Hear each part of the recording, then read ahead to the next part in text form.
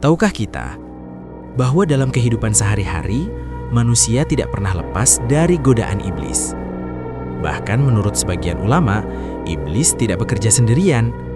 Ia memiliki keturunan dan pasukan yang terorganisir, masing-masing memiliki tugas khusus untuk menyesatkan manusia.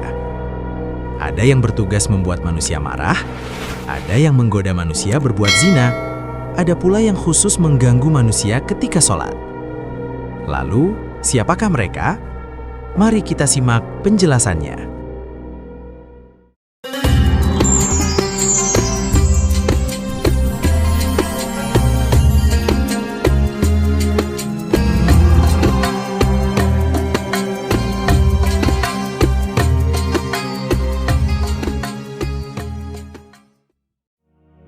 Assalamualaikum warahmatullahi wabarakatuh. Sebagai makhluk yang paling dimuliakan Tuhan, manusia patut bersyukur atas segala karunia yang diberikan olehnya. Manusia diciptakan dengan bentuk terbaik, dari segi fisik maupun nilai-nilai luhur yang terkandung di dalam jiwa. Manusia bahkan bisa lebih mulia dari para malaikat jika dapat memaksimalkan karunia akal dan mengendalikan nafsunya. Namun juga dapat lebih rendah dari binatang jika hawa nafsunya dibiarkan liar tidak terkendali. Salah satu bentuk kasih sayang Tuhan kepada manusia adalah memberinya peringatan agar berhati-hati menghadapi tipu daya iblis. Sesungguhnya, iblis muncul di segala sudut kehidupan manusia. Ia menyusup melalui setiap sel darah manusia, mengelabui setiap informasi yang dikirim oleh panca indera ke otak, lalu ke hati yang merupakan benteng pertahanan terakhir. Allah secara terang-terangan menyebut bahwa iblis adalah musuh yang nyata bagi manusia. Dalam surat Yasin ditegaskan, Alam a'ad ilaikum ya bani Adam alla ta'budu syaitana innahu lakum aduwwum mubin. Bukankah aku telah memerintahkan kepadamu, hai Bani Adam, supaya kamu tidak menyembah syaitan? Sesungguhnya syaitan itu adalah musuh yang nyata bagi kamu. Quran Surat Yasin ayat 60. Iblis sangat membenci kepada anak cucu Adam karena dendam kesumat yang melandanya. Jauh sebelum diciptakannya Nabi Adam, iblis adalah pribadi yang tekun beribadah. Bahkan ibadahnya melampaui para malaikat. Iri hati dan kesombongannya yang membuat iblis menjadi makhluk Tuhan yang terkutuk. Iblis disuruh Tuhan sujud kepada Adam, tapi ia menolaknya. Di saat yang bersamaan, para malaikat dengan penuh kerendahan hati melaksanakan perintah sujud. Iblis merasa lebih mulia dari Adam karena ia diciptakan dari api, sedangkan Adam hanya dari tanah liat. Karena arogansi dan pembangkangannya itulah, iblis diusir dari surga. Ia mendapat laknat dari Tuhan selama-lamanya hingga hari kiamat. Mulai saat itulah, iblis secara terang-terangan menyatakan permusuhannya kepada Adam dan anak cucunya. Bahkan menurut sebagian ulama, kebencian iblis kepada anak cucu Adam jauh lebih besar daripada kepada Nabi Adam sendiri. Pertimbangannya karena iblis diciptakan dari api, anak cucu Adam dari air, sementara Adam dari tanah liat. Sisi kontradiksi api dengan air lebih besar daripada dengan tanah liat. Iblis benar-benar menjadi musuh besar bagi manusia. Syekh Al-Fakhr Ar-Razi, Mafatihul Ghaib, Beirut, Darul Fikr, Juz 13 halaman 98. Iblis mengancam manusia dengan 7 ancaman. 4 diantaranya ada di surat An-Nisa sebagai berikut. وَلَأُضِلَّنَّهُمْ وَلَأُمَنِّيَنَّهُمْ وَلَآمُرَنَّهُمْ فَلَيُبَتِّكُنَّ آذَانَ الْأَنْعَامِ وَلَآمُرَنَّهُمْ فَلَيُغَيِّرُنَّ خَلْقَ اللَّهِ وَمَنْ يَتَّخِذِ الشَّيْطَانَ وَلِيًّا مِنْ دُونِ اللَّهِ فَقَدْ خَسِرَ خُسْرَانًا مُبِينًا. Dan aku benar-benar akan menyesatkan mereka dan akan membangkitkan angan-angan kosong pada mereka dan menyuruh mereka memotong telinga-telinga binatang ternak, lalu mereka benar-benar memotongnya. Dan aku akan suruh mereka mengubah ciptaan Allah. Barang siapa yang menjadikan syaitan menjadi pelindung selain Allah, maka sesungguhnya ia menderita kerugian yang nyata. Quran Surat An-Nisa ayat 119. Dan 3 surat di Al-A'raf. قال فبما أغويتني لأقعدن لهم صراطك المستقيم ثم لآتينهم من بين أيديهم ومن خلفهم وعن أيمانهم وعن شمائلهم ولا تجد أكثرهم شاكرين. Iblis menjawab, "Karena engkau telah menghukum saya tersesat, saya benar-benar akan menghalang-halangi mereka dari jalan engkau yang lurus. Kemudian saya akan mendatangi mereka dari muka dan dari belakang mereka, dari kanan dan dari kiri mereka, dan engkau tidak akan mendapati kebanyakan mereka bersyukur." Quran Surat Al-A'raf ayat 16-17. Keturunan dan prajurit iblis berikut tugas-tugasnya. Seorang pakar tafsir terkemuka, Imam Mujahid sebagaimana dikutip Syekh Abdul Rauf Al-Manawi, menyebutkan bahwa iblis memiliki keturunan dan prajurit yang terstruktur rapi. Mereka bekerja sesuai bidangnya masing-masing. Berikut penjelasannya. Asy-Syabru. Iblis ini gemar sekali merasuk ke akal manusia. Tugasnya untuk menghilangkan logika dan akal manusia, sehingga manusia hilang sabar hingga melakukan hal yang merugikan dirinya sendiri, seperti mengamuk, menyakiti orang lain, dan sebagainya. Dan karena makhluk satu ini selalu berurusan dengan segala bentuk cobaan yang menimpa manusia, setiap kali manusia mendapatkan cobaan akan dibuatnya galau dan tidak sabar menerimanya. Segala ekspresi berlebih dikala mengalami musibah, seperti menangis histeris, depresi, mengamuk, dan tradisi jahiliyah lainnya berhubungan dengan pengaruh asy-syabru.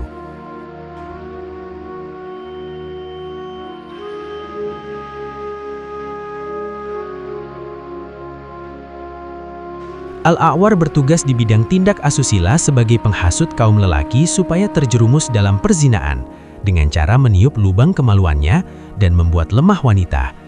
Cucu iblis inilah yang mengajak manusia melakukan hubungan seks bebas dengan lawan jenis. Al-A'war mampu memberikan tegangan tinggi di bagian kemaluan pria dan wanita untuk menambah gairah melakukan hubungan terlarang.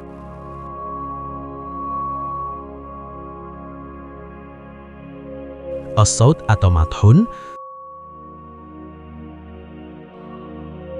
Selanjutnya adalah iblis Mathun. Ia dijuluki pemilik kabar dusta, Shahibul Akhbaril Kadzdzib.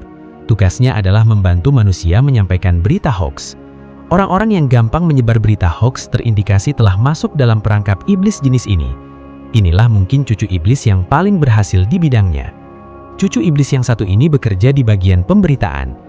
Ia berperan meracuni sebuah berita dengan penuh kedustaan. Maraknya penyebaran isu-isu yang tidak jelas dasar kebenarannya merupakan andil besar dari cucu iblis yang satu ini.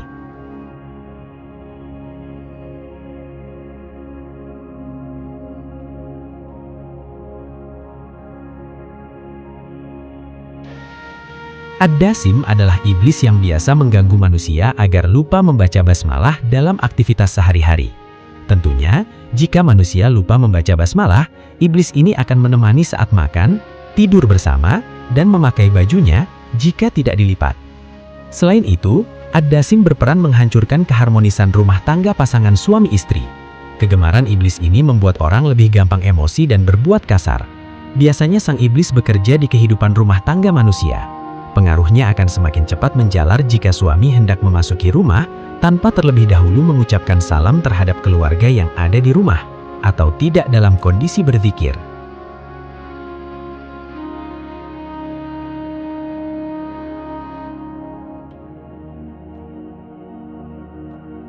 Az-Zalanbur adalah iblis yang biasa melancarkan aksinya di pasar dan tempat jual beli lainnya. Ia selalu standby di pasar-pasar, kegemarannya yaitu membuat pedagang menjadi curang atau membuat pembeli jadi tergoda untuk mencuri.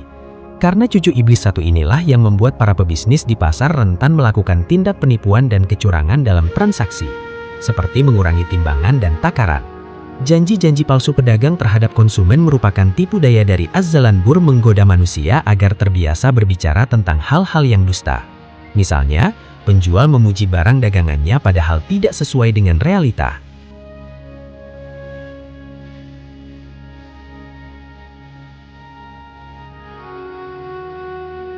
Al-Walhan, kebiasaan iblis ini cukup menarik, yaitu mengganggu ketika manusia sedang bersuci agar tidak sempurna penyuciannya. Karena keturunan iblis satu ini bertugas mengganggu urusan bersuci manusia. Setiap manusia dibuatnya selalu ragu-ragu dan was-was saat berwudu, mandi, dan aktivitas toharoh lainnya. Al-Walhan mempengaruhi manusia untuk menggunakan air secara berlebihan. Manusia yang tergoda oleh iblis ini selalu merasa ragu, sehingga akan berkali-kali mengulangi proses penyuciannya.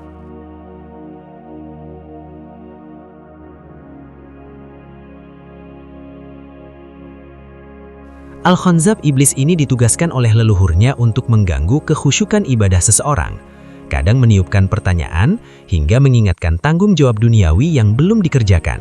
Oleh sebab itu, anak iblis satu ini secara khusus mengganggu sholatnya manusia. Anak cucu Adam dibuatnya malah sholat, melanggar etika sholat, melakukan hal-hal yang dapat membatalkan sholat, tidak khusyuk saat sholat, dan lain-lain.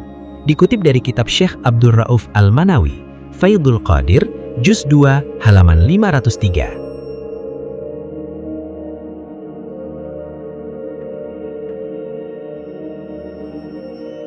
Al-Wasnan adalah iblis yang bertugas membuat manusia susah terjaga. Caranya dengan memberatkan kepala dan kelopak mata.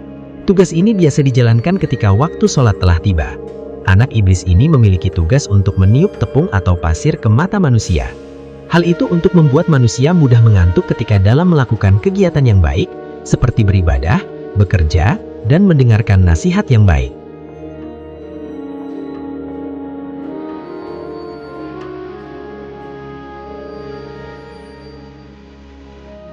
At-Tibir, iblis ini sangat gemar dengan manusia yang sibuk. Pekerjaannya membuat manusia selalu terburu-buru dan mempunyai emosi yang temperamental, serta mengesampingkan sopan santun. Dan keturunan iblis ini biasanya akan datang menghampiri saat manusia tertimpa musibah. Dialah yang membuat manusia bersedih sampai menjerit histeris dan menampar-nampar pipinya.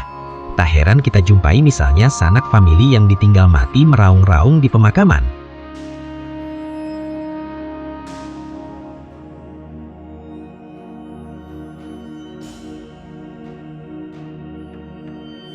Dari sekian keturunan iblis di atas, dapat dibilang Abiyat adalah iblis yang memiliki tugas sangat berat.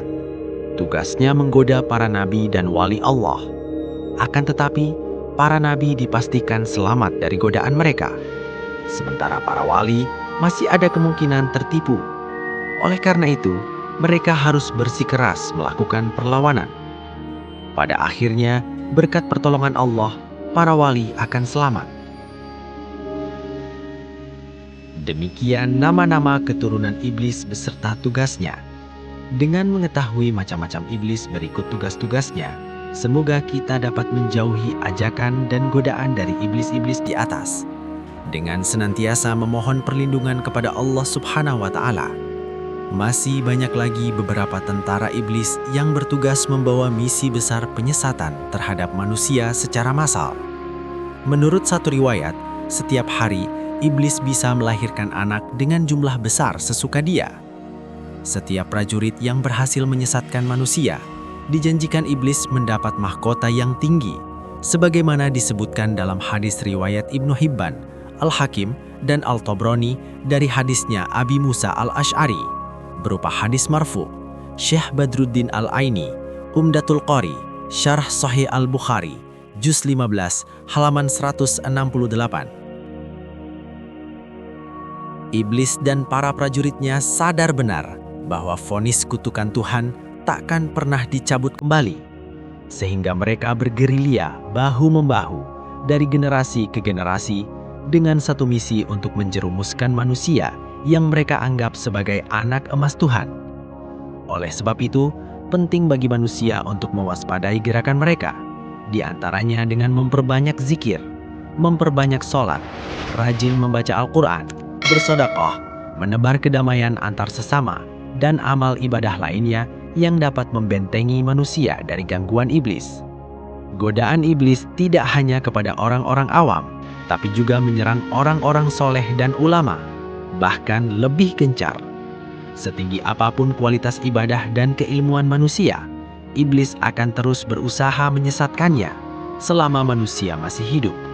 Tidak sedikit mantan orang soleh dan ulama yang dijerumuskan iblis sehingga mengalami akhir hayat yang buruk. Na'udzubillahi min dzalik. Oleh karenanya, para ulama tasawuf mengajarkan agar tidak mudah jumawa atau memvonis buruk kepada orang lain, sebab kita tidak akan pernah mengetahui akhir dari kehidupan kita. Semoga kita senantiasa diberi perlindungan oleh Allah dan mendapat husnul khotimah. Amin ya rabbal alamin. Wassalamualaikum warahmatullahi wabarakatuh.